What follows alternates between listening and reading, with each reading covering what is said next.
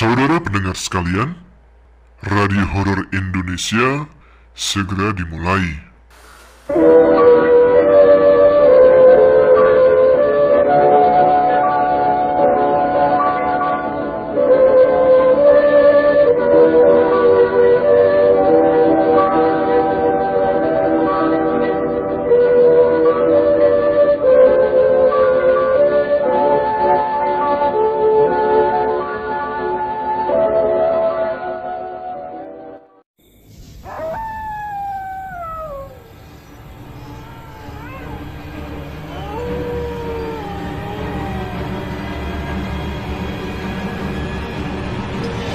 Assalamualaikum warahmatullahi wabarakatuh. Jumpa lagi dengan saya Tama, dan kali ini dalam segmen Radio Horor Indonesia.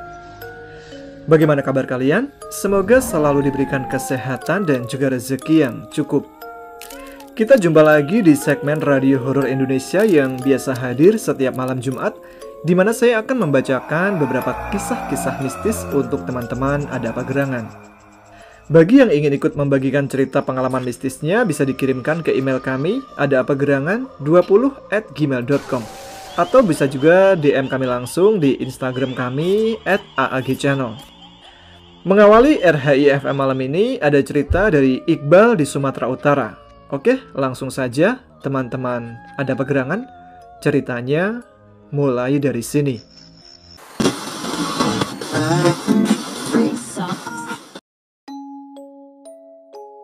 Perkenalkan, namaku Iqbal. Saya tinggal di sebuah kota di Sumatera Barat. Waktu itu, tepatnya tahun 2010, saya baru lulus SMA. Saya terlahir hanya 2 bersaudara. Anak pertama adalah kakak saya, dan saya yang paling kecil tentunya. Setiap kali saat saya ingin mencari pekerjaan, selalu dilarang oleh bapak saya. "Apa uang jajan yang bapak kasih kurang?" ucap bapak saya. Saya hanya terdiam. "Kamu butuh uang berapa?" sautnya lagi. "Bukan gitu, Pak. Tapi..." "Gak ada tapi-tapian. Udah, kamu di rumah aja. Biar bapak saja yang kerja. Ini bapak lagi usaha nyari uang untuk kasih kamu modal buat usaha," ucapnya lagi. Saya pun tidak bisa berkata apa-apa ketika itu. Hingga setahun pun berlalu. Kerjaan saya hanya makan tidur saja. Begitu seterusnya. Hingga saya dapat telepon dari teman saya yang mengajak saya untuk mencari pekerjaan di luar kota. Kalau di sini kami mengucapnya merantau. Sama kali ya? Saya pun cukup tertarik dengan ajakan teman saya, karena saya sudah mulai bosan dengan kehidupan sehari-hari yang terus-terusan seperti ini. Ketika sedang makan malam bersama keluarga, saya pun memberanikan diri untuk berbicara kepada bapak. "Pak," panggil saya gugup. "Ada apa, Nak?" ucap bapak saya. "Iqbal diajak teman Iqbal kerja, Pak, di luar kota," ucap saya. Mama pun hanya tersenyum, sepertinya menyetujuinya. Saya rasa semua ibu di seluruh dunia pasti mensupport anaknya kalau yang dilakukan anaknya merupakan hal yang positif. Tapi ayah saya hanya terdiam dan menarik nafas. "Apa kamu yakin dengan keputusanmu itu, Nak?" ucap bapak saya. Saya pun tidak menyangka kalau kalimat seperti itu yang akan dikatakan olehnya. "Yakin, Pak. Iqbal cuma kepingin mandiri dan tidak mau bergantung sama bapak terus." "Kapan kalian akan berangkat?" tanya bapak lagi. "Seminggu lagi, Pak." Saat itu bapak saya langsung berdiri dan segera mengambil tasnya. Tiba-tiba beliau menyodorkan uang kepada saya. "Ini, bapak kasih kamu uang 7 juta untuk bekal kamu selama di sana." Saya sama sekali tidak menyangka kenapa tiba-tiba malah mengizinkan saya untuk bekerja. Di situ saya tidak banyak bicara, takutnya bapak malah berubah pikiran. Singkatnya, hari keberangkatan pun tiba. Ketika semuanya beres, saya pun berpamitan kepada mama saya. Saya pun dipeluk dan diberikan nasihat oleh mama agar jangan berbuat yang macam-macam ketika berada di kampung orang. Saya dan teman saya, kita sebut saja namanya Eka, diantar oleh bapak menggunakan sepeda motor menuju pangkalan travel terdekat. Dan tidak lama, kami pun sampai di pangkalan travel tersebut. Ketika mobil kami tiba, saya pun berpamitan kepada bapak. Beliau langsung memeluk saya dan berkata, Jaga dirimu baik-baik ya nak. Kalau ada apa-apa, telepon saja bapak, ucap bapak. Iya pak, Iqbal berangkat dulu ya pak. Assalamualaikum. Waalaikumsalam. Setelah masuk ke mobil yang kami tumpangi langsung saja berjalan. Saat sudah memasuki kota, tidak terasa tiba-tiba air mata ini menetes. Karena ini baru pertama kalinya saya meninggalkan kampung halaman saya. Saya melihat Eka sedang memainkan HP sambil menggunakan headset. Tidak terasa, kami berdua pun tertidur. Dan singkat cerita, tiba-tiba kami dibangunkan oleh sang sopir untuk makan malam. Ternyata hari sudah berganti malam. Setelah selesai makan, kami pun berangkat kembali. Singkat cerita, ketika hari sudah berganti pagi, tibalah kami di pangkalan travel di daerah Sumatera Utara. Dan ternyata Eka sudah pernah kemari, jadi dia hafal dengan jalan di daerah sini. Setelah itu kami pun memesan sebuah ojek untuk menuju sebuah kos-kosan khusus pria. Oh iya, Eka kemari ingin melanjutkan kuliahnya, berbeda denganku yang ingin mencari pekerjaan. Tapi sebelumnya Eka sudah menjelaskan kalau dia punya teman, seorang calo yang biasa mendaftarkan orang yang ingin kerja di sebuah pabrik. Setelah lama berjalan, tukang ojek tersebut masuk ke dalam gang kecil. Di sini masih cukup banyak rumah-rumah warga. Kami pun terus memasuki gang yang jalannya cukup hancur dan berbatu. Saya melihat kiri dan kanan, hanya ada persawahan yang membentang luas. Perasaan saya mulai tidak enak. Masa iya ada kos-kosan di tempat seperti ini? Tidak lama tampaklah 6 buah rumah yang saling berhadapan. Ternyata cukup ramai juga yang ngekos di kosan tersebut. Kos-kosan tersebut cukup jauh dari rumah warga. Setelah sampai, kami diberikan kunci kamar masing-masing. Satu rumah ada 4 kamar. Kami pun beristirahat sejenak. Dan Eka pun menelpon calo yang dikatakan sebelumnya. Saat ini masih belum ada kejadian aneh yang menimpa saya. Ketika Eka menelpon calo tersebut, calo itu ingin bertemu sore itu juga. Karena pabrik tersebut memang sedang membutuhkan karyawan, kami meminjam sepeda motor pemilik kos tersebut. Kami menemui calo tersebut di sebuah lesehan kecil. Kami memesan es kelapa dan sambil mengobrol.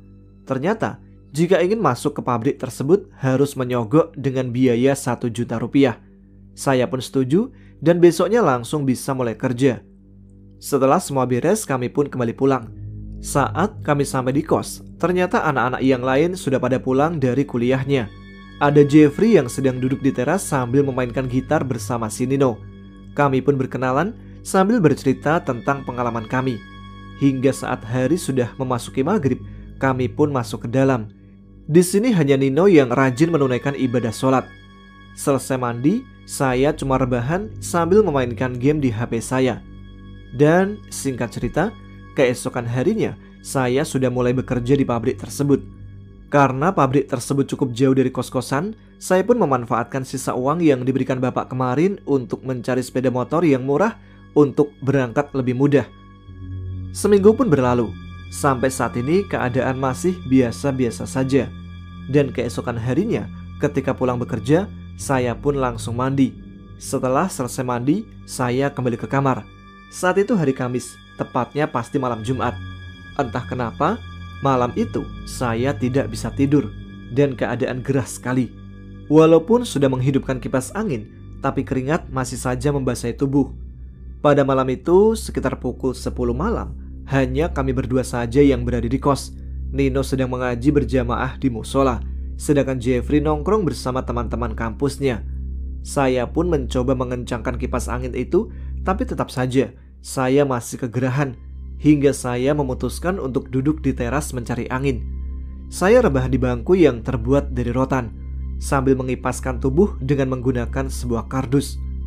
Tiba-tiba, saya merasa di depan sudut kanan saya seperti ada seseorang yang sedang memperhatikan saya. Dan benar saja, ketika saya menoleh ke arah kanan, ternyata ada seorang kakek-kakek sedang memperhatikan saya sambil memegang sebuah tikar. Saya tidak memperdulikannya. Ketika saya menoleh kembali ke arah kakek itu, ternyata beliau sudah tidak ada. Keesokan harinya, ketika pulang kerja, saya mencoba menelpon bapak. Setelah menanyakan kabar, tiba-tiba bapak mengatakan suatu hal yang membuat saya sangat terkejut ketika mendengarnya. "Apa kamu sudah pernah melihat kakek itu?" "Kakek?" tanya saya kebingungan. "Iya, kakek yang selalu membawa tikar." "Loh, kok Bapak tahu?" tanya saya. "Kalau kamu terkejut seperti ini, berarti kamu sudah melihatnya," ucapnya lagi. "Iya Pak, tadi malam Iqbal lihat kakek itu." "Emang kakek itu siapa Pak?" "Sampai saat ini Bapak juga masih belum tahu siapa kakek itu. Dulu sewaktu Bapak kecil, Bapak sering mendengarnya. Almarhum kakek kamu sedang berbicara sendiri di kamar. Dan saat Bapak mengintip, ternyata almarhum kakek kamu sedang berbicara dengan kakek tikar itu. Bapak sudah sering melihatnya, tapi Bapak tidak berani menanyakan hal itu kepada kakekmu. Hingga setelah seminggu kelahiran kamu, kakekmu pun meninggal. Setelah almarhum kakek kamu meninggal, Bapak tidak pernah melihat kakek tikar lagi. Dan ketika kamu berusia 3 tahun, kakek itu selalu berada di dekatmu, Bal. Dia yang selalu menjagamu," ucap ayah saya. Saya sama sekali tidak mengerti apa yang diucapkan oleh Bapak. Setelah mengobrol panjang lebar, kami pun menutup telepon mengakhiri pembicaraan. Saya pun kembali rebahan sambil terus merenung memikirkan perkataan Bapak. Dan malam ini saya kembali susah untuk tidur. Apa karena belum terbiasa ditinggal oleh keluarga? Dan saya melihat jam menunjukkan pukul 12 malam. Tiba-tiba saya seperti mendengar sebuah desahan suara wanita. Suara itu berasal dari kamarnya Eka. Saya pun mencoba mengeceknya. Saya bangkit dari tempat tidur dan segera keluar kamar untuk mengecek asal suara tersebut. Ketika saya berada di luar, semakin jelas terdengar suara desahan tersebut. Satu persatu kamar saya dengarkan, hingga suara itu pun tepat berada di kamar Eka. Saya mencoba mengintip ke dalam kamar Eka melalui lubang di gagang pintu kamarnya. Betapa terkejutnya saya ketika melihat Eka melakukan hubungan badan dengan seorang gadis yang tidak kukenal. Tiba-tiba gadis itu seperti mengetahui keberadaan saya. Dia melirik ke arah saya, dan dia menatap saya dengan wajah yang sinis. Tiba-tiba wanita itu tersenyum, tapi dengan senyuman yang mengerikan. Hingga saya pun terbangun dari tempat tidur dengan nafas yang ngos-ngosan. Ternyata itu semua hanya mimpi, tapi sangat terasa nyata. Saya pun bangun dari tempat tidur dan menuju kamar mandi untuk buang air kecil. Saat saya membuka pintu kamar, tiba-tiba badan ini terasa kaku dan tidak bisa digerakkan sama sekali. Mau menjerit pun tidak bisa juga. Saat itu saya melihat ada wanita yang di dalam mimpi tadi kini telah berada di depan kamar saya. Dia mengenakan baju selayar atau baju yang biasa dipakai orang ketika acara pernikahan. Lebih tepatnya, baju pengantin. Tiba-tiba tubuhnya melayang dan dia pun menghantamkan tubuhnya ke lantai. Karena hantamannya begitu kuat, hingga sampai mengeluarkan suara yang cukup keras. Berulang-ulang kali dia melakukannya di depan saya. Saya pun tidak kuasa menahan takut saat itu. Setelah berkali-kali menghantamkan tubuhnya, dia pun kembali berdiri dan menatap ke arah saya dengan senyuman yang sangat mengerikan. Perlahan dia mendekati saya. Saya pun sampai terkencing dalam celana karena ketakutan. Karena sepertinya wanita ini ingin mencelakai saya. Tiba-tiba langkah wanita itu pun terhenti. Dan seketika raut wajahnya berubah seperti sedang ketakutan. Pandangannya pun terfokus ke arah belakang saya. Saya merasa seperti ada seseorang di belakang saya. Tetapi saya tidak bisa menoleh ke arahnya karena tubuh ini masih tidak bisa digerakkan. Perlahan wanita itu pun pergi ke arah luar dan menghilang entah kemana. Dan tiba-tiba ada sebuah tangan menyentuh pundak kiri saya. Seketika badan ini pun sudah bisa digerakkan kembali. Ketika saya menoleh ke arah belakang, ternyata tidak ada siapa-siapa. "Tadi itu tangan siapa ya?" ucap saya dalam hati. Saya pun secepat mungkin mengganti celana saya yang sudah kotor. Setelah itu kembali tidur. Saya pun kembali rebahan di kamar untuk melanjutkan tidur. Setelah disentuh tangan tersebut, entah kenapa rasa takut kini berangsur-angsur menghilang dan saya pun tertidur. Keesokan harinya, seperti biasa, saya pun kembali bekerja. Dan singkatnya, setelah pulang kerja, saya mandi dan rebahan di kamar sambil mendengarkan musik. Tidak lama Eka pun juga kembali. Saya segera bangkit untuk menceritakan apa yang telah terjadi tadi malam. Setelah saya menemui Eka, hati ini tiba-tiba enggan untuk menceritakannya. Kalau saya ceritakan, Pasti Eka tidak mempercayainya. "Ada apa, Bal?" tanya Eka. Nanti malam nongkrong yuk," ujar saya. Saya terpaksa mengalihkan pembicaraan karena saya enggan untuk mengatakannya. "Kapan-kapan aja, Bal. Capek banget nih," ucap Eka. "Oh, ya udah deh," jawab saya. Setelah itu Eka pun masuk ke kamarnya.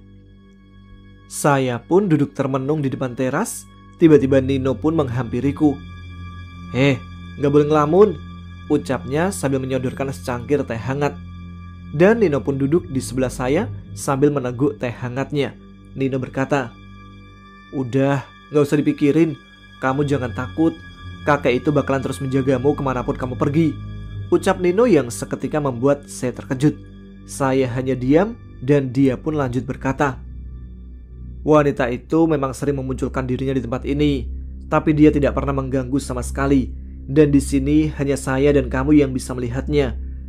Tapi saya juga heran, kenapa saat ini dia mengganggumu?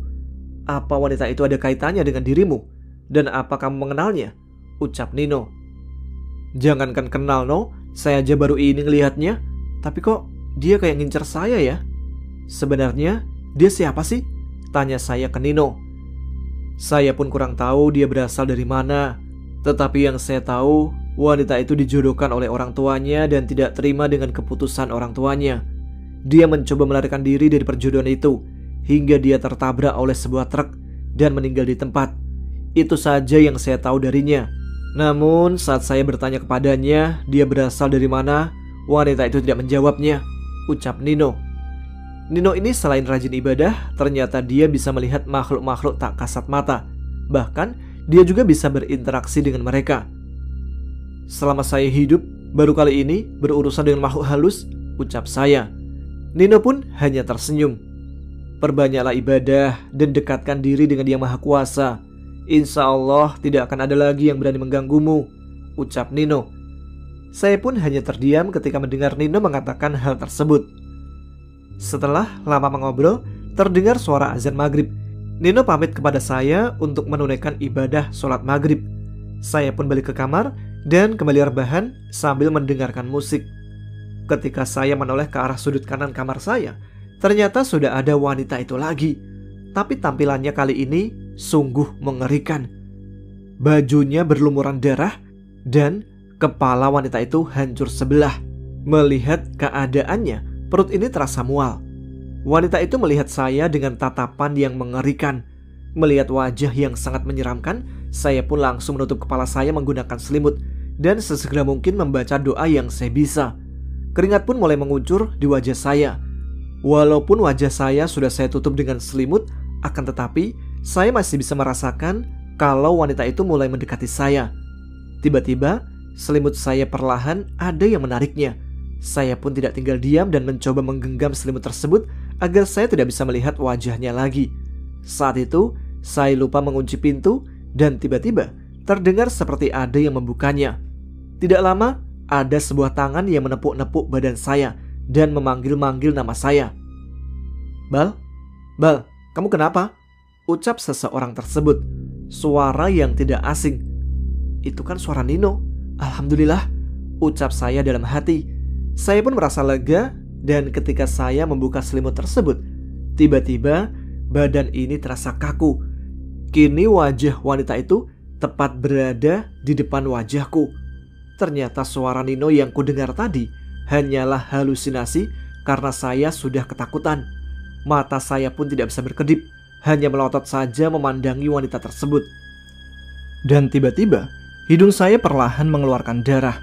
Setelah itu, tiba-tiba pandangan ini pun perlahan mulai gelap. Dan seketika, saya pun sudah tidak sadarkan diri. Saat itu saya tidak tahu apa-apa lagi. Pada malam itu, saya bermimpi. Saya bertemu dengan kakek-kakek yang membawa tikar. Dia memberikan tikar tersebut kepada saya dan menyuruh saya meletakkannya di balik pintu kamar saya. Singkat cerita, saya pun sudah kembali tersadar. Hari sudah berganti menjadi pagi. Saya pun terbangun dengan keadaan sedang memeluk sebuah tikar, yang tidak lain tikar kakek-kakek yang ada di mimpi tadi malam. Seakan tidak percaya dengan apa yang sudah terjadi, saya pun meletakkan tikar tersebut di belakang pintu kamar saya. seperti apa yang sudah dikatakan oleh kakek tersebut. Singkat cerita, seminggu pun berlalu. Setelah saya meletakkan tikar tersebut, saya sama sekali tidak pernah mendapatkan gangguan apa-apa lagi. Hari-hari pun berlalu. Seperti biasa, selepas pulang kerja, hanya rebahan saja di kamar. Saat sedang asik mendengarkan musik, tiba-tiba pandangan ini tertuju ke arah belakang pintu. Betapa terkejutnya ketika melihat tikar yang diberikan kakek tersebut menghilang entah kemana. Saya pun mulai panik dan mencari-cari tikar tersebut. Saya segera keluar kamar. Di situ saya bertemu dengan Nino. "No, kamu ada lihat tikar berwarna biru nggak?" tanya saya kepadanya. "Tadi siang dipinjam Eka, katanya dia mau pergi sama teman kuliahnya. Dia telepon kamu tadi pas kamu masih kerja, Bal. Tapi katanya nomor kamu nggak aktif. Katanya sih dia pergi 3 hari, ucap Nino. Tiba-tiba perasaan saya pun mulai kembali tidak tenang. Saat malam tiba, saya cepat-cepat menarik selimut, akan tetapi lagi-lagi saya pun merasa gerah pada malam itu, dan keringat pun mulai membasahi tubuh saya. Tiba-tiba, dari cermin mengalir sebuah darah membentuk tulisan 8 Oktober seperti tanggal lahir saya. Dan tidak lama, saya pun terbangun. Lagi-lagi semua itu ternyata hanya mimpi. Sebenarnya, apa yang diinginkan arwah wanita ini? Kenapa saya terus yang selalu diganggunya? Ucap saya dalam hati. Tiba-tiba, wanita itu sudah berada di depan saya, dan seketika dalam sekejap, dia pun merasuki tubuh saya. Saya pun tertawa melengking ketika itu, yang membuat teman-teman yang lain pada berdatangan. Ketika itu, mereka terkejut melihat saya yang sedang kesurupan, dan Nino pun segera menenangkan arwah yang telah memasuki tubuh saya, dan coba berinteraksi dengannya, yang ternyata wanita ini sama seperti saya, lahir di tanggal 8 Oktober, hanya saja tahunnya yang berbeda. "Kenapa kamu mengganggu teman saya? Apa dia punya salah sama kamu?" tanya Nino. "Tidak ada," jawab saya yang sudah dirasuki. "Jadi kenapa kamu terus mengganggunya?" ucap Nino lagi. "Aku cuma suka sama anak ini. Aku ingin dia ikut denganku." "Kalian berada di alam yang berbeda. Tolong jangan ganggu teman saya. Kembalilah ke asalmu," ucap Nino. "Aku tidak ada urusan denganmu. Jika kamu berniat menghalangiku, aku tidak akan segan-segan untuk menyakitimu," ucap diri saya yang masih dirasuki oleh arwah wanita tersebut. Setelah saya mengatakan hal tersebut, muncul seorang kakek-kakek tepat berada di belakang Nino. Kakek itu pun berkata, "Kembalilah ke alammu. Jangan pernah kau ganggu cucuku. Ini bukan tempatmu. Cepat kembali," ucap kakek tersebut. "Aku tidak akan pernah kembali, karena aku masih belum bisa menerima apa yang telah menimpaku selama aku masih hidup. Dan kini arwahku tidak akan bisa tenang," ucap arwah tersebut. "Jika Sang Maha Kuasa sudah berkehendak, hal yang mustahil pun bisa terjadi. Jadi kembalilah ke asalmu. Kami semua yang ada di sini akan mendoakanmu agar kamu tenang di alam sana," ucap kakek itu lagi. Seketika saya pun menangis sejadi-jadinya dengan tangisan yang amat sangat mengerikan. Setelah cukup lama merintih, tiba-tiba tubuh ini pun terjatuh tidak sadarkan diri. Nino yang berada di depan saya dengan sigap menangkap tubuh saya dan segera membangunkan. Dan tidak lama, mata saya pun terbelalak cukup lebar dan tertawa seperti kuntilanak. Ternyata arwah wanita itu belum juga keluar dan akan terus memaksa berada di tubuh saya. Kakek itu hanya menggelengkan kepala saja setelah melihat apa yang terjadi. Tiba-tiba tubuh ini melayang di atas kasur, dan perlahan tubuh ini menembus tembok dan pergi entah kemana. Nino dan kakek itu mengejar diri saya yang telah dibawa kabur oleh sosok arwah tersebut. "Bagaimana ini, Kek? Kita harus kemana?" tanya Nino kepada kakek tersebut. Betapa terkejutnya Nino, ternyata kakek tersebut telah menghilang entah kemana. Dengan penuh rasa cemas, Nino pun berusaha mencari tubuhku. Setelah cukup lama mencari, Nino melihat ada seseorang berjalan sendirian. Nino pun menyenter ke arah orang tersebut. Terlihat jelas wajah orang tersebut. Ternyata itu adalah saya yang sudah tersadar dan ingin segera kembali ke kos. Nino segera menghampiri saya. "Alhamdulillah, akhirnya ketemu juga," ucap Nino. "Ketemu siapa, Nin?" jawab saya. "Sudah, nanti saja saya jelaskan. Yang penting kamu sudah selamat." Saya dan Nino pun berjalan menuju arah kos-kosan. Dan keesokan harinya, barulah Nino menceritakan apa yang telah menimpa saya. "Tadi malam bagaimana ceritanya? Kok kamu bisa jalan seorang diri?" tanya Nino kepada saya. "Gak tahu, Nin. Tiba-tiba pas aku bangun, aku udah berada di bawah pohon besar. Aku terkejut waktu itu. Karena ketakutan, aku pun lari dari tempat itu. Sampai aku kelelahan, ya sudah, akhirnya aku lebih memilih jalan. Dan alhamdulillah, aku ketemu sama kamu," jawab saya. "Terus, kakek itu kemana? Dan arwah wanita itu bagaimana?" tanya Nino yang membuat saya kebingungan. "Kamu ngomong apa sih? Aku gak ngerti," tanya saya kepada Nino. Enggak, yaudah dah, gak usah dipikirin. Yang penting kamu selamat," jawab Nino. Setelah kejadian itu, saya pun memilih pulang kampung. Dan sore itu juga, saya memesan travel. Hingga sampailah saya ke kampung halaman. Dan keesokan harinya, saya mendapatkan telepon dari Eka. Eka pun meminta maaf kepada saya kalau tikar yang dia pinjam kemarin hilang, kemungkinan dicuri orang. Saya pun tidak terlalu memikirkannya. Dan setelah saya kembali, tidak ada lagi hal-hal aneh yang saya dapatkan sampai saat ini.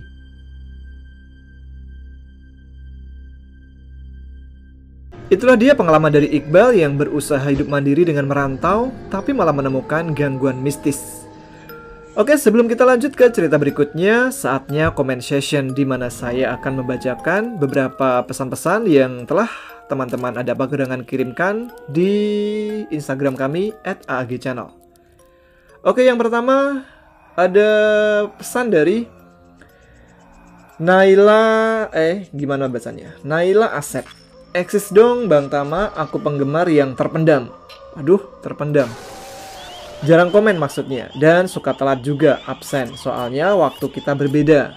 Maafkan ya, yang penting kan selalu hadir walaupun telat. Titip salam buat anak gadisku Naila yang ada di Indonesia dan teman-teman pejuang nafkah yang ada di Hong Kong, Taiwan, Singapura. Walau perbedaan waktu kita jauh, tapi tetap sehat. Tapi tetap sehati. Salam dariku yang ada di Yordania. Sehat selalu Bang Tama dan teman-teman semua pejuang dolar. Sehat selalu juga untuk Naila Asep yang ada sekarang ini di Yordania. Tetap sehat juga ya Mbak Naila Asep. Untuk keluarga yang ditinggalkan juga tetap semangat mendoakan anggota keluarganya yang saat ini sedang berjuang mencari dolar pastinya. Yang kedua ada Ahmad Yusuf _14. "Eksis dong Bang Tama, penggemar lama nih, baru nongol di kolom komentar. Terima kasih Mas Tama sudah dibacakan komentarku. Dan minta doanya semoga istri dan calon dedek bayi selamat sampai melahirkan. Amin." Sama-sama Mas Ahmad Yusuf, semoga istrinya selamat dan juga dedek bayinya itu diberikan kebalik. Semoga dedek bayinya selamat dan juga istrinya dilancarkan dalam proses melahirkannya. Ada lagi dari Sarini 1015. "Assalamualaikum." Waalaikumsalam. "Eksis dong Mas Tama, ini komen pertama aku. Aku pendengar yang gak pernah komen." Waduh, komen dong Mbak Sarini. Sarini atau Sahrini? "Tapi paling setia mendengarkan AAGC. Paling suka kalau pas cerita tentang pendakian. Bikin kebayang sedang ikut mendaki. Kalau ada waktu pengen juga mengirimkan cerita. Kirim salam buat adikku Santi di Tegal, Bos Tempe. Makasih Mas Tama, semoga sehat selalu." Sama-sama Mbak Sarini yang ada di mana ini? Di sanalah pokoknya. Semoga sehat selalu ya. Selanjutnya ada Nabil Arsenio. "Eksis dong, sehat, sukses, berkah buat semuanya. Amin." Udah gitu aja. Selanjutnya, sebelum kita menuju ke cerita berikutnya, ada Naomi Kanaya _NK. "Eksis dong, pertama mau bilang makasih buat Mas Tama dan tim atas kaos cakepnya. Yang kedua, dengan semakin bertambahnya channel baru AAGC2 dan Segudat Misteri, membuat semakin banyak nih cerita yang bisa dinikmati. Tapi aku lebih senang RHI, soalnya nggak kelamaan. Moga makin rutin update di setiap channelnya ya Mas, sehat dan berkah selalu. Amin. Sama-sama Mbak Naomi Kanaya. Nah, bagi teman-teman yang juga ingin pesannya dibacakan, bisa komen di salah satu postingan di Instagram AAG Channel sebelum RHI FM tayang. Jadi kunjungi akun Instagramnya, jangan lupa follow juga ya pastinya. Oke, cerita selanjutnya ada cerita kiriman dari Pais, Adul, dan Udin dari Bogor. Dan satu cerita dari Bang Tom tentang pengalaman pengalaman spiritualnya. Langsung saja ceritanya mulai dari sini.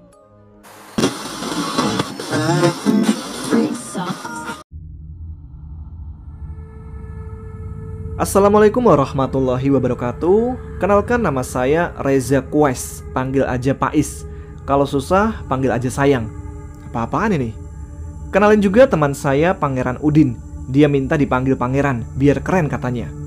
Cerita ini terjadi pada malam Jumat. Malam itu aku, Udin, Adul lagi gabut. Lalu Udin nyeletuk, "Kita cari ikan yuk buat bakar-bakar malam ini." "Gas lah, deket kuburan noh, katanya banyak ikan. Siapa tahu dapat banyak biar bisa dijual. Cuan bang, cuan," saut Adul menanggapi dengan semangat. "Din, Dul, kalian siapkan pancingan sama umpannya," perintahku ke mereka. "Terus lo ngapain bang?" tanya Udin. Nih anak malah nanya. "Gue ya nyantai lah, gue kan paling tua di sini. Ingat, pamali nyuruh orang tua," kataku sambil tertawa. Kira-kira jam 10 malam kami jalan menuju ke sungai. Sambil berjalan kami ngobrol-ngobrol. Adul yang memulai obrolan. "Enak ya bang, jadi cowok ganteng gonta-ganti cewek." "Enak lah, ganteng sana sini cewek mau. Lah gua udah hitam, dekil," saut Udin. Adul menjawab, "Yang penting gigi lo gak kuning." Edan ya anak, betul juga. Kami pun ngakak bertiga. Ketika kami melewati kebun pisang yang banyak pohon pisangnya. Ya iyalah, namanya kebun pisang. Kami melihat di belakang pohon pisang yang ada di depan jalan kami, ada sosok putih-putih dalam kegelapan. Ketika kami amati, ternyata itu pocong yang mengintip di balik pohon pisang. "Duh, ini nih yang gak gua suka," kata Udin. "Biarin aja, paling bentar juga hilang," kata Adul. 10 menit kami menunggu. Ternyata pocong itu gak hilang-hilang. "Demen amat nih pocong diem di sana," kata Adul. Ketika ada mobil lewat, ternyata itu bukan pocong, melainkan karung. Sialan, udah nunggu lama kirain pocong malah karung. Ketika kami melewati pohon pisang yang ada karung tersebut, tiba-tiba ada suara. "Karung ya mas, bukan kunti." Suara itu berasal dari belakang pohon pisang. Sebelum aku menoleh, aku bilang kepada yang lain, "Ingat, jangan takut ya, Din, Dul, gua lihat ke belakang dulu." "Oke siap bang," kata Udin dan Adul. Ketika aku menoleh ke belakang, ada kuntilanak merah sedang berdiri sambil tersenyum dengan rahang yang hampir copot. Gak ada apa-apa kok," kataku langsung lari meninggalkan mereka berdua. "Siapa paling depan orang gila?" kata Udin mengejekku yang lari duluan. Ketika mereka menoleh ke belakang buat mengecek, mereka berdua langsung berlari menyusulku. "Berhenti, udah jauh bang." Kami pun istirahat sebentar. "Bang, gua pengen BAB dulu. Noh, ada jamban di samping pohon pisang. Tungguin ya," kata Adul. Tapi belum sampai 1 menit Adul pergi, dia balik lagi. "Kenapa lo Dul?" "Bentar bang, si Adul bau bang," kata Udin. "Gini bang, gua kan ya. Ada suara cewek nangis. Tapi pas gua hiraukan bang, kok malah ada rambut keluar dari atas WC sama wajah yang hancur. Gua langsung lari bang." "Ikut gua bang, gua belum cebok, anterin." "Pantes lu bau Dul." Aku dan Udin pun tertawa ngakak. "Yaudah, cebok sana, gua sama Bang Pais jagain." Kami berdua pun mengantarkan Adul untuk ke jamban yang tadi. Setelah memastikan sudah tidak ada kuntilanak lagi, Adul pun melaksanakan kewajibannya. "Enak bang, gak bau lagi," kata Adul. Singkat cerita, tidak lama kemudian akhirnya kami sampai di kuburan. Nah, di samping kuburan ada sungai. Kami pun sudah siap memasang umpannya. Namun tiba-tiba ada suara desahan. "Bentar bang, Masa Kunti bisa bikin anak sih bang? Kata Adul. Udin yang mendengarnya tertawa ngakak. Ini bukan Kunti Dul, Din, jawabku sambil nahan tertawa juga. Ini kayaknya ada orang lagi berkembang biak deh, ngakaklah kami bertiga. Terus kami ikuti suara tersebut. Ketika sampai di sebuah semak-semak, kami melihat di sana ada 2 orang sedang melakukan perbuatan mesum di atas sebuah tikar. Aku, Udin dan Adul yang melihat itu langsung panas dingin. Bang, lo enak ya gonta-ganti cewek bang, kata Udin. Swek, lo tahu nggak? Gue disamperin cewek gonta-ganti bukan banyak cewek, tapi banyak utang itu. Itu cewek nagih utang, bukan cewek gue. Mereka pun tertawa ngakak yang membuat sepasang kekasih itu menyadari kehadiran kami. Wahai orang-orang berdosa, ingat, jinah jangan di kuburan, bangsat. Noh, duit 200 ribu gue kasih. Di Oyo aja kan bisa, kataku. Udin tertawa sama Adul. Mereka lalu lari kocar-kacir sampai ketinggalan HP 2 sama dompetnya. Alhamdulillah, rezeki anak soleh, dapat HP 2 sama dompet isinya 200 ribu. Mayan, kata Adul. Gak boleh, itu hak orang, ingat, kata Udin. Kalau bagi 2, ayolah kita jual. Ketawalah Udin dan Adul. Gak boleh gitu dong, itu punya orang. Bagi 3 lah, ayo. Terus kami ambil dompet dan HP-nya, lalu kami amankan, tidak kami jual. Walau kami bertiga begini, tapi kami selalu diajarkan nilai-nilai kejujuran. Tiba-tiba ada suara orang minta tolong. Setelah kami cari tahu, ternyata cewek tadi yang kerasukan. Bang, tolong cewek gue bang, kerasukan dia, kata cowok tersebut. Udin langsung mukul tanpa kasih aba-aba.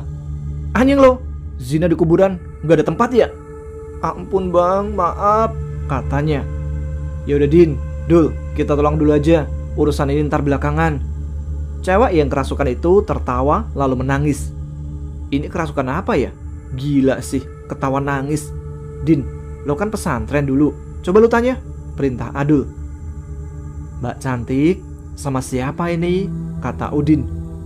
Terus Adul bilang, passwordnya luwak white coffee. Soe, ini serius, kata Udin sambil melempar sendal kena wajah Adul. Aku mau bawa anak ini ke alamku. Kalian sudah mengotori tempatku. Apaan? Enak aja mau bawa anak orang. Dia buat salah gak harus juga dibawa ke alam kalian. Dia punya emak sama bapaknya, kata Udin tegas.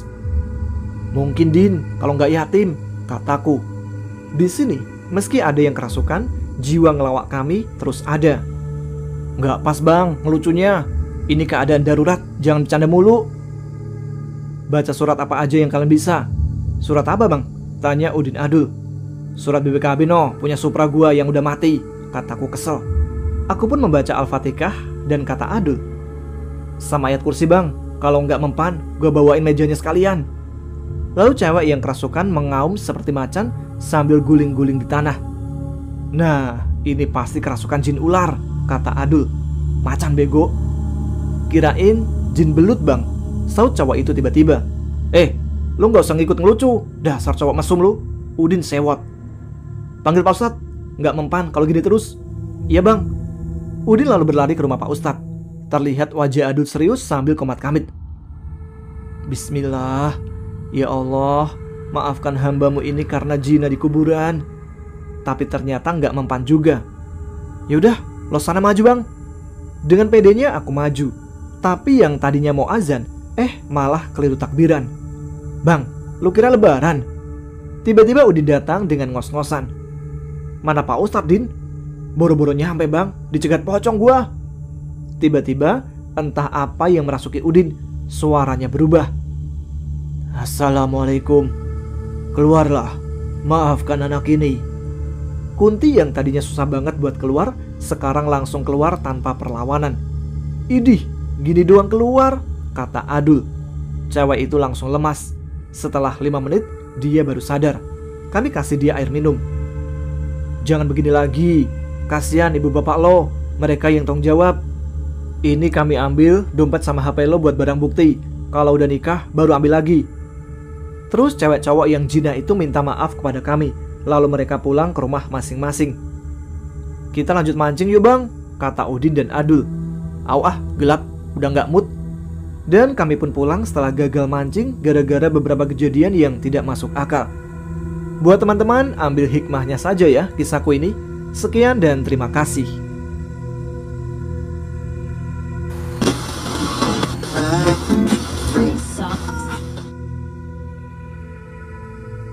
Perkenalkan, nama saya Tom. Saya mau belajar bercerita dengan bahasa yang santai dan tidak berkesan terlalu kaku.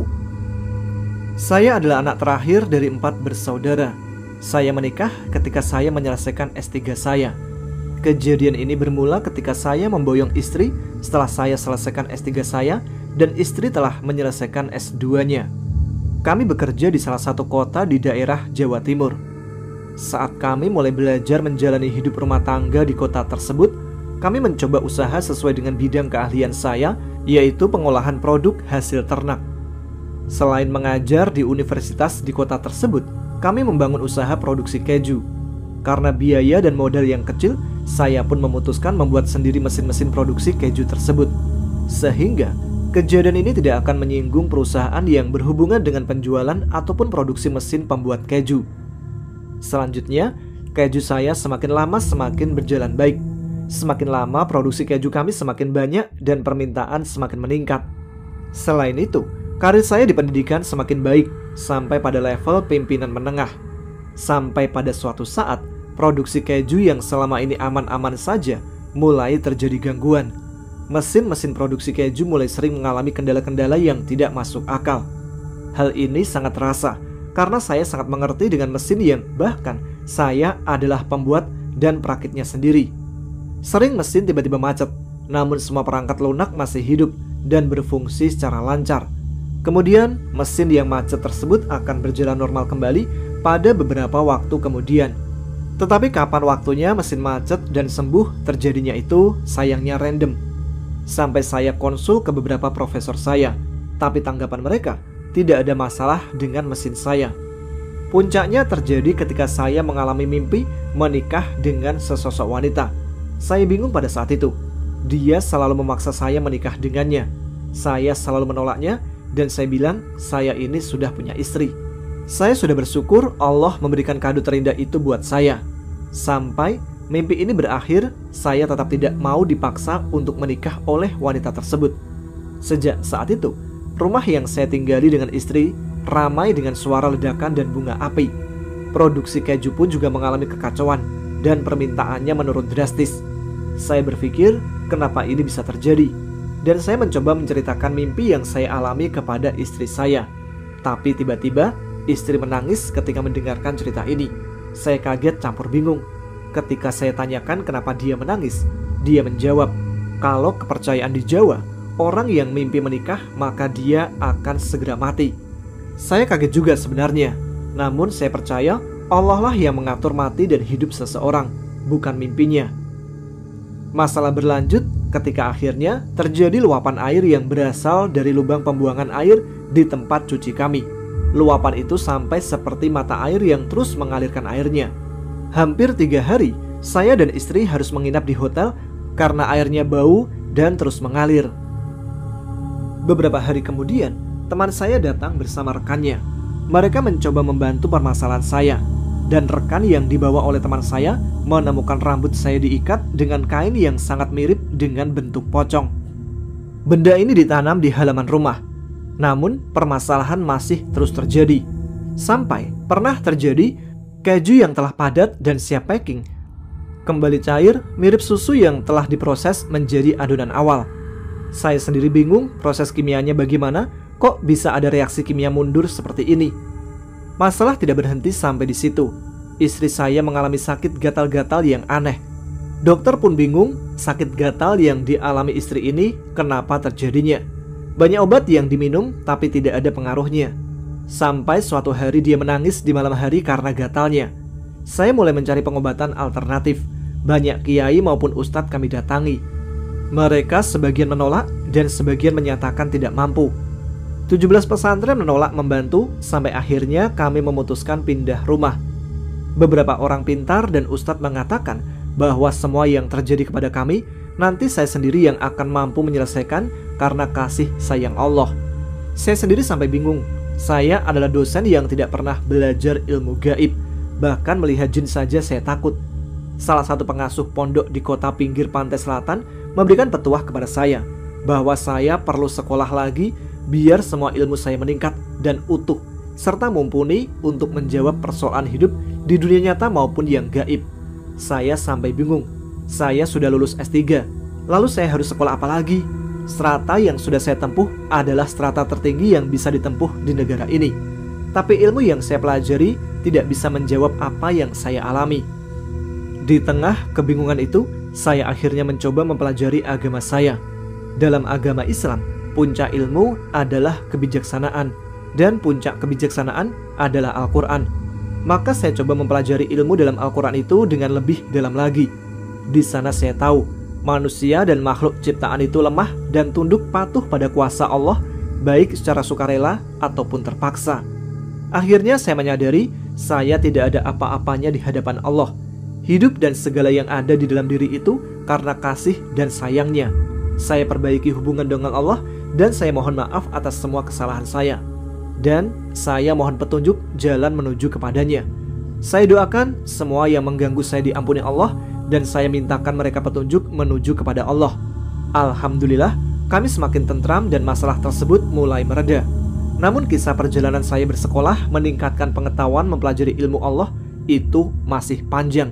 Saya akan ceritakan di kesempatan berikutnya saat saya harus menghadapi janin istri saya yang menghilang dari rahimnya, dan lain-lain. Terima kasih sudah menyimak. Wassalamualaikum warahmatullahi wabarakatuh.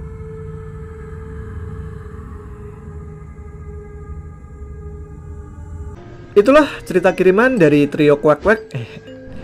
Siapa tadi? Bang Pais, Adul, dan Udin di Bogor. Juga Bang Tom yang ada di Jawa Timur. Kita kembali ke komen dulu sebelum cerita yang terakhir. Kali ini ada Mi'ah Umu Usamah. Eksis dong Bang Tama.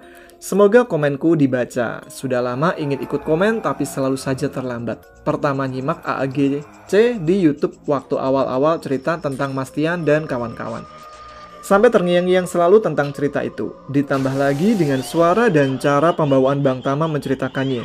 Buatku seperti bisa membayangkan kejadiannya, kisah pengalaman Mas Tian dan kawan-kawan. Persis orang nonton film superhero. Wah. Sehat dan sukses terus Bang Tama. Salam dari Makassar. Salam balik Mas Mi'ah Umu Usamah di Makassar. Selanjutnya ada Nyi Gendis. Eksis dong Bang Tama dari Taiwan ikutan komen lagi. Cuman mau nitip salam buat teman-teman yang ada di Taiwan. Bentar lagi Konian atau Imlek nih. Semangat ya guys yang libur panjang. Pasti kerjaan nambah kayak aku. Jayo guys, semoga pada sehat semua ya di musim dingin kali ya. Maaciu Bang Tama, sama-sama. Kalau maaciu gitu. Balasnya mungkin rada-rada ini juga ya. Sama-sama gitu. Selanjutnya dari Jamzi Gibsi. Eksis dong Om Tama, makin maknyus aja cerita dan suaranya. Mau tanya nih, untuk para pendaki yang pernah ke Gunung Lawu, air di sendang derajat Gunung Lawu pernah saya masak mendidih, diminum rasanya aneh. Tapi kalau diminum langsung enak nggak aneh? Apakah pH airnya tinggi atau hal mistis? Oh iya, saya pernah mendaki sekitar tahun 2005. Nah, kali ini teman-teman yang mau menjawab silakan langsung jawab di kolom komentar. Tapi sepertinya emang gitu sih ya. Kalau air dari sendang derajat itu kalau dibawa pulang rasanya berubah. Gak tahu kenapa. Satu lagi dari Nurindu 43. Assalamualaikum Mas Tama. Waalaikumsalam. Eksis dong. Apa ini? Mas Tama, kok lama nggak upload video? Kemana nih? Biasanya hampir tiap hari upload. Sampai kangen dengerin cerita-cerita yang dibawain oleh Mas Tama. Buat semua pendengar AAGC Channel, Mas Tama dan tim, semoga kita semua selalu diberi kesehatan dan dilancarkan rezekinya sama Gusti Allah Subhanahu wa Ta'ala. Salam kenal dari warga bumi Ronggolawe, Tuban, Jawa Timur. Iya nih, kemarin ya salah.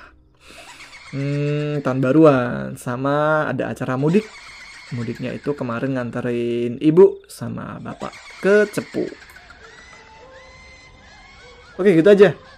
Kita langsung menuju ke cerita yang terakhir. Di cerita yang terakhir ini ada cerita Dari Jihan tentang pengalamannya bertemu dengan Kuyang. Seperti apa? Langsung saja. Teman-teman, ada pergerangan? Ceritanya mulai dari sini.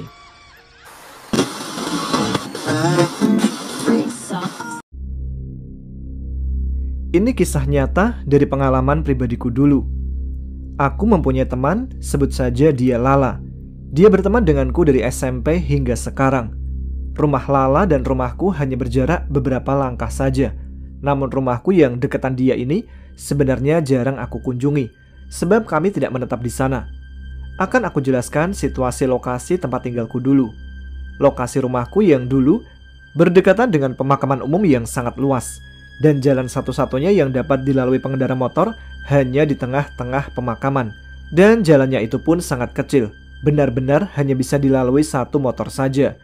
Adapun jalan lain yang dapat dilalui jika tidak ingin melewati tengah-tengah kuburan, yaitu melewati jalan bawah, alias jalan tangga. Namun kebanyakan orang-orang di sini lebih memilih melewati jalan tengah kuburan, lantaran jalan bawah hanya dapat dilalui pejalan kaki. Aku sebenarnya tidak pernah menaruh curiga kepada mamanya Lala. Kenapa? Karena mamanya itu sangatlah baik kepadaku. Semua keluarganya pun juga begitu. Aku juga pernah mendengar cerita dari tetangga komplek kalau mamanya Lala pernah cekcok dengan seseorang, sampai orang itu mengatakan kalau mamanya Lala adalah Kuyang, pengguna ilmu hitam. Aku langsung bertanya kepada Lala perihal hal itu, karena aku dengar cerita itu pun dari orang. Aku hanya ingin memastikan saja. Kemudian Lala cerita kepadaku. Dia curhat dan bertanya pendapatku. Ji, kamu jadi aku pasti sakit hati kan kalau mama kamu dituduh-tuduh begitu? Mendengar Lala berucap seperti itu, aku pun merasa kasihan. Ya sakit hatilah. Siapa juga yang gak sakit hati? Orang tuanya dijelek-jelekin. Kamu yang sabar yalah, ujarku sambil mengusap bahu Lala. Kamu percaya gak sama apa yang orang-orang bilang? Tanya Lala kepadaku, terlihat dari matanya yang sudah berkaca-kaca. Ya enggak lah, aku temenan udah lama sama kamu. Mama kamu baik gitu kok. Udah, gak usah dengar kata orang. Sabar aja, Allah itu maha adil. Ucapku memberikan semangat kepada Lala. Suatu hari, karena rumah yang biasa keluargaku tempati mau direnovasi, aku dan keluarga sementara menetap di rumah yang berdekatan dengan Lala. Jadi, rumahku di depan, di belakangnya ada rumah Lala. Rumah kami sangatlah berdekatan, dan di samping rumahku ada jendela di ruang tengahnya. Jadi di jendela itu aku suka buka kalau bangun subuh atau mau manggil-manggil Lala. Ponakanku sering sekali main ke rumahku. Aku juga sering membawa ponakanku ke rumahnya Lala untuk main-main di sana. Soalnya Lala juga mempunyai keponakan perempuan, jadi aku sering membawa ponakanku untuk bermain bersama keponakannya. Hari itu aku merasa suntuk. Aku membawa ponakanku ke rumahnya Lala untuk main-main seperti biasa. Tapi malah hari itu terjadi hal aneh. Selesai aku pulang main bersama ponakanku dari rumah Lala, badan ponakanku tiba-tiba saja panas tinggi. Menjelang maghrib malah semakin parah. Mamaku sampai panik, langsung ditelepon kakakku untuk menjemput anaknya untuk dibawa ke rumah sakit. Kakakku kemudian datang dan membawa ponakanku ke rumah sakit. Kata kakak, ketika diperiksa, dokter mengatakan keponakanku tidak mengalami penyakit serius, hanya demam saja katanya. Dan dibawa pulanglah keponakanku. Karena kata dokter, ponakanku tidak sampai harus dirawat inap. Tapi anehnya, saat tengah malam, tubuh ponakanku menggigil dan panasnya sangat tinggi. Di sini aku sulit menjelaskan kondisi keponakanku pada saat itu, yang jelas keadaannya sangat parah. Kakakku merasa seperti ada hal yang tidak beres dengan sakit yang diderita oleh anaknya. Kakak bisa merasakan hal itu karena mempunyai penjaga atau yang biasa kita sebut kodam. Jadi dia sangat peka kepada hal-hal berbau mistis. Waktu menunjukkan pukul 1 malam. Kakakku keluar kamar untuk mengambil air. Namun tiba-tiba saja dia tersentak kaget saat melihat ke arah korden jendela yang sedikit terbuka dan transparan. Di luar jendela ada sosok Kuyang dengan rambut yang terbuka lebar. Matanya merah menyala. Dia melayang dengan seluruh organ dalam tubuhnya yang terpampang jelas. Namun, ada satu hal yang membuat kakakku sangat tercengang.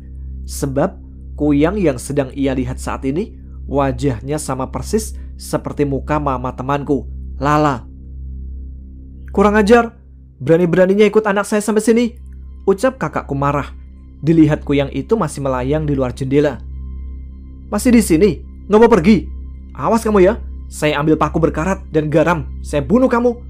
Ucap kakakku langsung berjalan ke arah dapur untuk mencari paku berkarat dan garam. Saat dia balik ke arah ruang tamu, ditatap ke arah korden jendela, Kuyang yang berwajah persis seperti mama temanku itu sudah pergi entah kemana.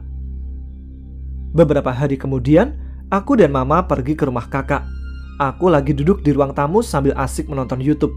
Tiba-tiba saja kakakku berkata, "Ji, mamanya teman kamu itu ternyata Kuyang loh." Aku dengan santai mengiyakan, karena aku pikir mungkin maksud dari kakak itu temanku yang satu lagi, sebut saja namanya Gigi.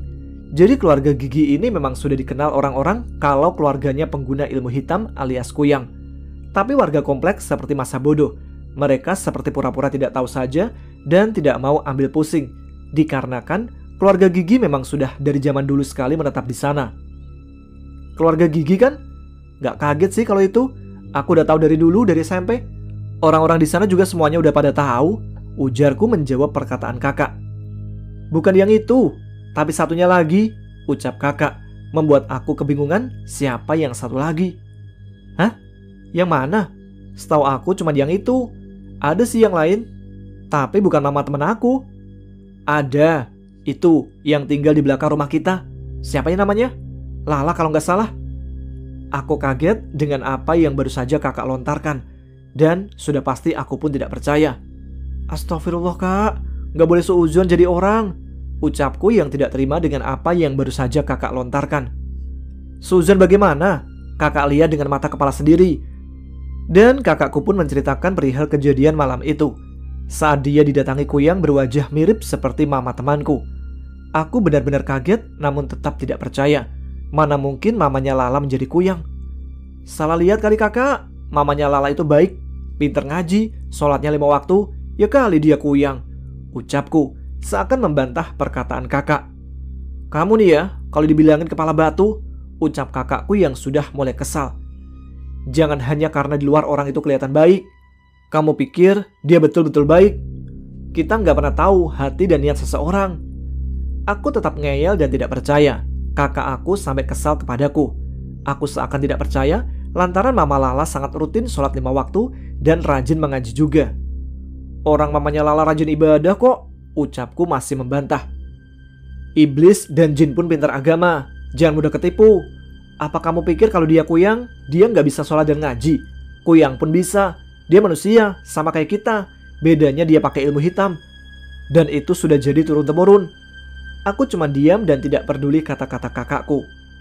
Ini anak dibilangin susah ya, ucap kakakku yang sangat amat kesal. Aku sampai diam dan kepikiran, apa benar ya? Soalnya kata orang, Mama Lala itu Kuyang pengguna ilmu hitam. Aku tanya lagi ke kakak. Itu Mama Lala tahu? Sadar nggak punya ilmu itu? Kalau kakak lihat-lihat, mamanya Lala itu kayak nggak sadar deh kalau diwarisin ilmu itu. Kuyang kan ilmu hitam turun-temurun. Ada yang sadar diwarisi, ada juga yang enggak. Hampir 2 minggu aku pendam semua ini. Aku tidak menceritakan kejadian ini kepada siapapun. Bahkan aku pun tidak memberitahu kejadian ini kepada Lala. Karena aku yakin Lala pun tidak tahu perihal ibunya yang merupakan sosok Kuyang. Namun kali ini, aku mencoba untuk berbagi cerita kepada temanku. Sebut saja namanya Riri. Saat ini, aku sedang duduk bersama Riri di rumahnya. Ri, aku mau cerita, tapi jangan bilang siapa-siapa ya. Iya, mau cerita apa emang? Aku pun menceritakan kejadian itu kepada Riri. Kayaknya emang iya deh, Kuyang itu mamanya Lala. Papaku pun pernah lihat mamanya Lala dalam wujud Kuyang, lagi terbang-terbang di atas rumah. Makanya itu, Mama dan papaku suka marah kalau aku main ke sana. Tapi gimana ya Ji, posisinya si Lala juga teman baik kita, ujar Riri menghembuskan nafas gusar. Iya, bagaimanapun dia teman baik kita, mamanya juga baik banget. Aku aja sampai sekarang kayak masih gak percaya, Ri. Iya, aku juga percaya gak percaya sih. Setelah berbincang-bincang dengan Riri, aku pun pulang. Aku berjalan ke ruang tengah dan membuka jendela. Saat aku melihat ke arah luar jendela, kebetulan ada mamanya Lala sedang menyapu. Aku memperhatikan sambil melamun. Pikiranku, apa iya mamanya Lala itu Kuyang? Apa benar yang dibilang oleh kakak? Tiba-tiba saja aku terlonjak kaget karena mamanya Lala menyapaku. Ji, ngelamun apa? Aku tersentak kaget, namun aku berusaha untuk sesantai mungkin. Enggak kok, Lala mana tante? Ucapku basa-basi menanyakan Lala. Itu lagi di dalam, lagi nonton TV. Saat Mama Lala bilang begitu, aku langsung keluar lewat pintu belakang dan aku pergi ke rumah Lala. Aku duduk-duduk sebentar sama Lala. Setelah kami ngobrol, aku pun balik lagi. Saat pulang, pikiranku masih dipenuhi dengan pertanyaan-pertanyaan perihal Mamah Lala. Tapi sebisa mungkin, aku mencoba untuk tidak peduli lagi dengan hal itu. Suatu malam sekitar jam 11 karena nggak bisa tidur, aku membuka jendela ruang tengah untuk menikmati udara malam. Aku pandangi rumah Lala sembari menikmati angin sepoi-sepoi di malam hari. Tapi tiba-tiba, seperti ada hal yang mengganjal dari arah rumahnya Lala. Jadi, struktur rumahnya Lala itu tingkat.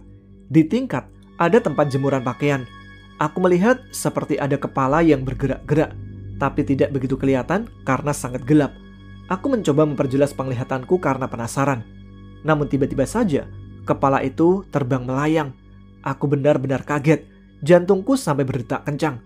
Dan dengan cepat aku langsung menutup jendela dan berlari masuk ke kamarku. Nafasku pun tercekat, keringat dingin sampai bercucuran. Sembari menutup mata, aku pun beristighfar. Aku berpikir saat itu, kalau Mama Lala kuyang, otomatis akan ada penerusnya. Katakanlah aku egois, karena telah berdoa kepada Tuhan, semoga saja yang mewarisi ilmu itu bukan temanku, Lala, melainkan adiknya yang bernama Echa. Aku ingin menjelaskan sedikit tentang kuyang. Kuyang ini ilmu hitam turun-temurun, jadi salah satu anak harus mewarisi, entah dalam keadaan sadar ataupun tidak. Maka dari itu, ilmu ini tidak akan hilang dimakan zaman. Di berbagai daerah, ilmu ini pun sudah tersebar. Namun namanya beda-beda.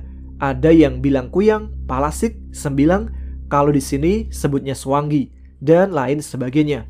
Setahu aku, orang yang memakai ilmu kuyang ini untuk panjang umur dan awet muda. Kuyang ini juga ada beberapa tipe dalam memakan mangsanya. Ada yang makan ari-ari, hirup wajah bayi sampai biru dan meninggal, dan juga makan langsung dari jalan keluar bayi. Semoga paham ya. Sekian dari kisah ini, terima kasih yang sudah membaca. Oh ya, catatan. Sampai sekarang aku masih berhubungan baik dengan Lala dan juga mamanya. Kejadian ini terjadi di tahun 2018 yang lalu. Sekian, terima kasih. Wassalamualaikum warahmatullahi wabarakatuh.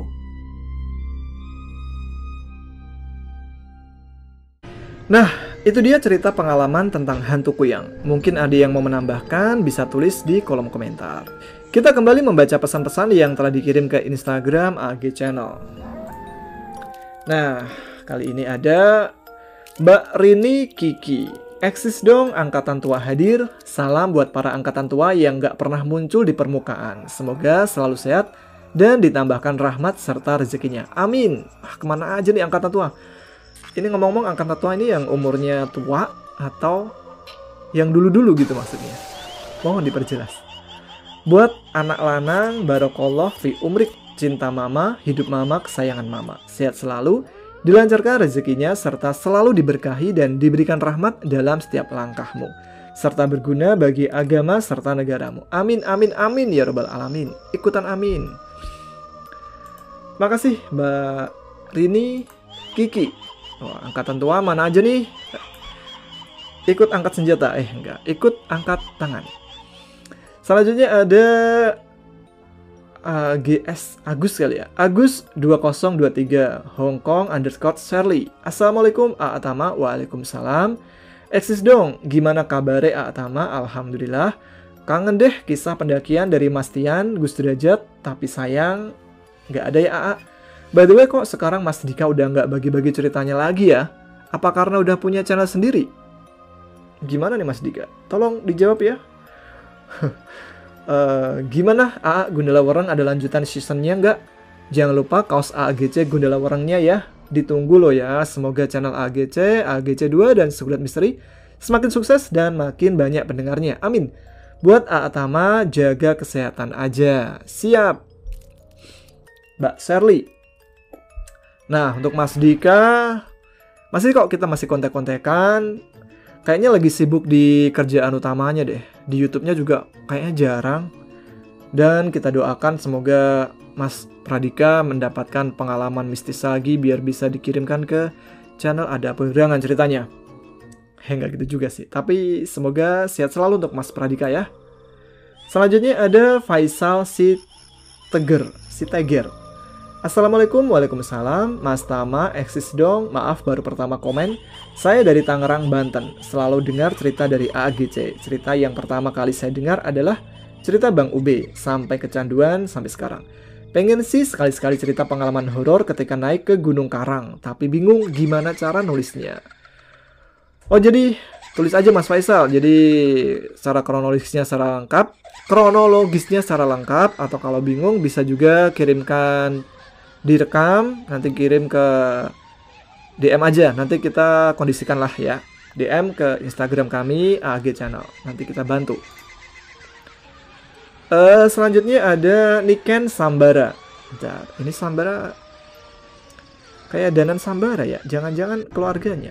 Eksis dong, mau salam aja buat teman lamaku @tiu_Indrawati. Seneng deh ketemu lagi setelah sekian purnama. Dan gak nyangka kamu juga penggemar AGC. Semoga kamu sehat selalu ya. Buat Mas Tama, makasih banget ya. Sama-sama Mbak Niken. Wah, saya jadi seneng ini. Jadi kalau ada teman-teman lama yang udah lama nih gak ketemu, tiba-tiba ketemu dan ternyata sama-sama penggemar AGC. Nah, jadi ada cerita di situ ya. Selanjutnya ada Korban Hayalan 1132. Assalamualaikum Mas Tama. Waalaikumsalam. Eksis dong. Salam sehat, salam sejahtera. Mugo-mugo lancar rezeki nih. Gawe pendengar AGC semua. Kapan nih pada ada collab-collab sama Bang Pradika, sama Bang Ube, sama Kang Heru Survival. Semoga ya kita akan agendakan. Tapi Mas Pradikanya jauh. Saya tungguin gak pulang-pulang ke Jawa, kan istrinya dari Malang tuh. Kalau yang tahu ceritanya Mas Pradika. Tapi belum pulang juga. Kalau Bang Ube sama Bang Heru Survival bisa lah, kan ada di Jakarta. Apalagi nih, itu dia. Terima kasih untuk Korban Hayalan. Wah, makanya jangan berhayal terus. Selanjutnya ada Susanti 2667. Eksis dong. Assalamualaikum Mas Tama. Waalaikumsalam. Ini pakai akun baru. Yang lama Susan 14 udah nggak dipakai. Maklum, mak-mak. Biasanya lupa nih, mak-mak nih. Salam-salam buat semua pendengar setia AAG Channel dan salam kompak selalu buat kru RHI dan AAGC. Sukses dan berkah. Amin. Terima kasih Mbak Susanti. Oke, itu dia beberapa komentar yang bisa dibacakan. Semoga yang belum sempat dibacakan tidak kecewa dan terus kirim pesan. Siapa tahu minggu depan dapat giliran untuk dibacakan di RHI FM malam Jumat depan. Oke, gitu aja. Terima kasih untuk yang telah ikut meramaikan. Dan bagi yang ingin kirim cerita bisa dikirim ke email kami adapegerangan20@gmail.com atau DM di Instagram kami @aagchannel. Sekian Radio Horor Indonesia kali ini. Jumpa lagi di RHI FM malam Jumat depan. Terima kasih untuk teman-teman yang telah menyimak. Saya Tama pamit. Jangan lupa subscribe, tuliskan komen, tunjukkan eksistensi kalian. Selamat malam. Selamat beristirahat. Wassalamualaikum warahmatullahi wabarakatuh.